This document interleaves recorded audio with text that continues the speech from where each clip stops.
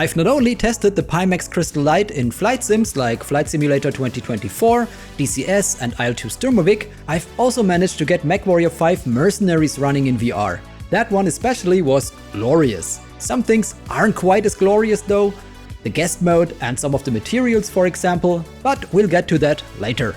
This is a super condensed review, I promise I will not waste your time. But full disclosure first. Pimax sent me the headset for review, I'll send it back when I'm done, so it's not mine to keep. After checking everything out and writing this review, I decided to take their offer to join the affiliate program, which also means I looked at everything even more thoroughly than I usually do. Deutsche Gründlichkeit hoch 2 Pimax. Let me say in advance, the Crystal Light isn't perfect, but easily good enough for me to recommend it since the image it generates is incredibly crisp, and as a consequence, the headset perfectly fills out a certain niche. There are some limitations though, and it's not for everyone. You'll see why in the next couple of minutes, so let's get to it.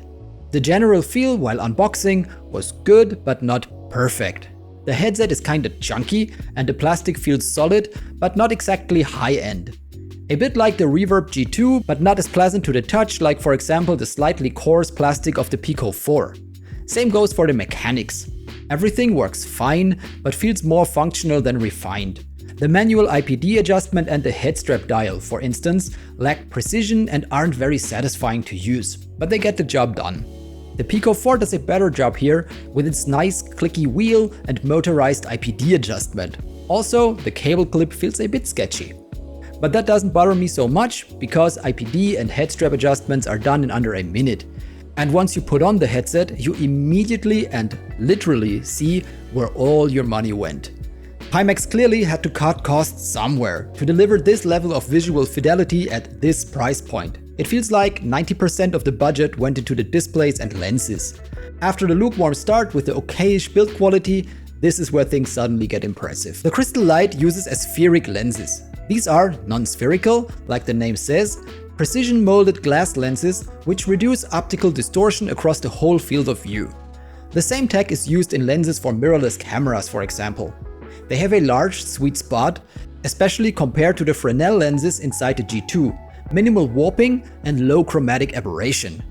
This means reduced fringing around the edges like you sometimes might have noticed in photos you made with your mobile phone. They also produce a lot less glare and God rays, like for example the pancake lenses in the Pico 4. As a result, bright objects on dark backgrounds will not glare like crazy and distract you. The displays are QLED displays with mini LED for local dimming. This means the headset is able to precisely dim parts of the displayed image. You get deeper blacks and good contrast this way. Whites also are brighter, which is great for reading gauges or other instruments and for displaying reflections. You also don't get compression artifacts like you sometimes do with the Quest 3 or Pico 4, since the headset uses a direct DisplayPort connection along with the USB cable. The image coming through these lenses and displays looks stupidly good and sharp. Even on DLSS performance, I could easily read every gauge and display in my Kodiak in FS 2024. MechWarrior 5 Mercenaries also blew my mind when I injected UEVR for the first time. The crispness of the in-game displays is phenomenal, and so is the feeling of piloting a 70-ton steel monstrosity. Pimax really nailed it here. The image this headset puts out is seriously impressive. Did I repeat myself? Anyways, what's also super nice is the wide array of refresh rate the headset supports. You can go from 72Hz over 90Hz up to 120Hz, which is great for games like FS 2024, which are super GPU hungry. You can lock the frame rate, for example, to 45 and have the headset running at 90 to still get a super smooth experience without tearing. For me, 72Hz also works well, and I've managed to hit constant 72 FPS in many games, despite one of the biggest pros and cons of the Crystal Light: its resolution. While the Pico 4, for example, features 2160 x 2160 pixels per eye, the Pimax comes in at 2880 x 2880 pixels. That doesn't seem like a huge difference at first. In reality, this means we're rendering about 9.3 million pixels on the Pico, while the Pimax needs 16.6 million. So, the GPU has to push around 80% more pixels than before. To pump out that many pixels, you need a serious GPU and oftentimes modern upscaling algorithms like DLSS and FSR. While I was typing this script, by the way, Pimax upgraded their software to version 1.41, which now offers native NVIDIA NIS and AMD FSR AI upscaling. The result is probably not as good as engine-level upscaling because it doesn't get as much data as the integrated algorithms like motion vectors and depth buffer information, but it works with every game, even older titles that never added any upscaling technologies. They've also fixed the rather high CPU usage of the Pimax app that I wanted to point out in this review. So, good stuff is happening with the updates. Speaking of the software, this is my first Pimax headset, so I have no idea how their software was a year ago. Before making this review, I checked other opinions online and found a bunch of horror stories I thankfully can't confirm. Installing the software and activating the headset went super smooth and without any problems. That also counts for the firmware update, which also didn't make any problems. The only thing that kinda sucks is the guest mode. It kinda forces you to create an account with annoying reminder bars and locked options. So I think that Pimax should either remove it or go all in on making the software actually barrier-free. The current implementation doesn't serve anyone and is just annoying. Otherwise, the tool is super nice. A no BS simple interface with direct access to some easy to follow tutorials and all the settings you require to properly configure the headset. Like the ability to set the rendering resolution factor and to lock the frame rate of any game to half of the headset's refresh rate. You can also comfortably switch between Steam VR and Pimax's own implementation of OpenXR. Now let's go over the less stellar stuff. My main gripes with the headset are its weight and front heaviness, some blue fringing and a slight blur I couldn't pin down at first. Let's start with the ergonomics. It's actually a comfortable headset. The gasket feels great and I didn't get any light bleed. But compared to other headsets I've tried, it feels noticeably less balanced. If I had to give a comfort rating, I'd give the Pimax a 4 out of 10 and the Pico a 8 out of 10. I mean, just look at the size difference alone. Especially if you switch directly between the headsets, the Pimax feels quite heavy in comparison. The Reverb G2 sits right in the middle, maybe around 6 of 10. If you're all about comfort, I'd say the Pimax isn't for you. That said, the Pimax still sits nicely on the face despite its weight. Finding a sweet spot takes just a few seconds.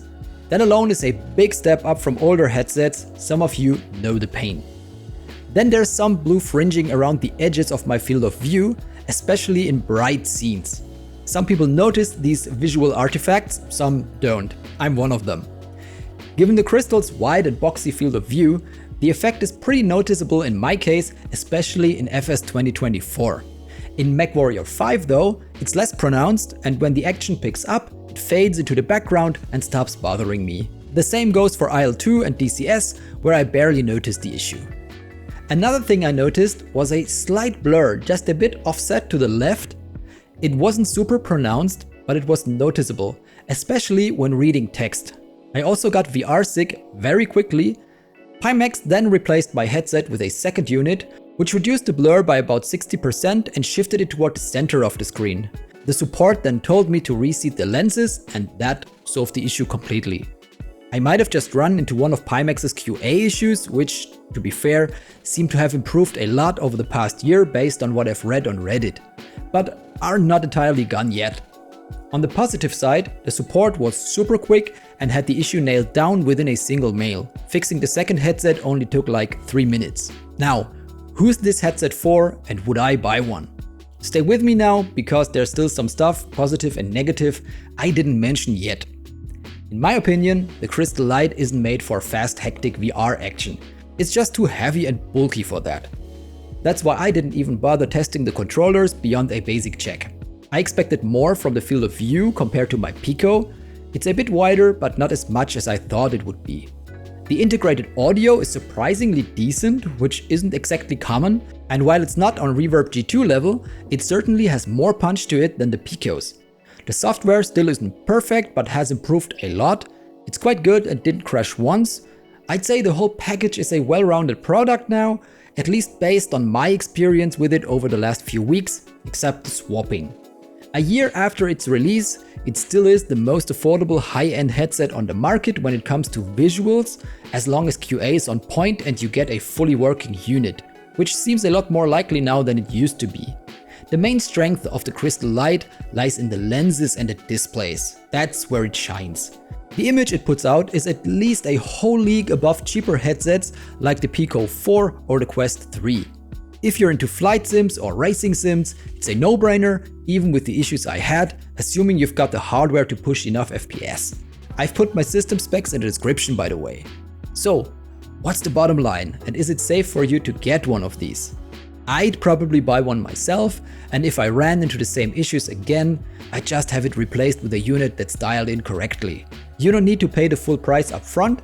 Pimax has a trial program, and there's a 14-day return policy, so you're covered in case of any factory caused defects.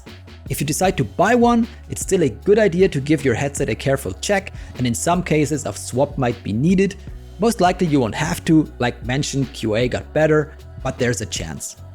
If you now came to the conclusion that this headset is for you, feel free to grab a discount by using my affiliate link in the description. Use my code MISH at checkout. Thanks a lot if you do, your support goes a long way. Just make sure to properly weigh the pros and cons I mentioned. A disappointed customer doesn't help anyone, not you and not Pimax either. Feel free to drop a comment, I'd really love to hear your take, even more so if you already own a Crystal Light. Thanks for watching and see you in the next one.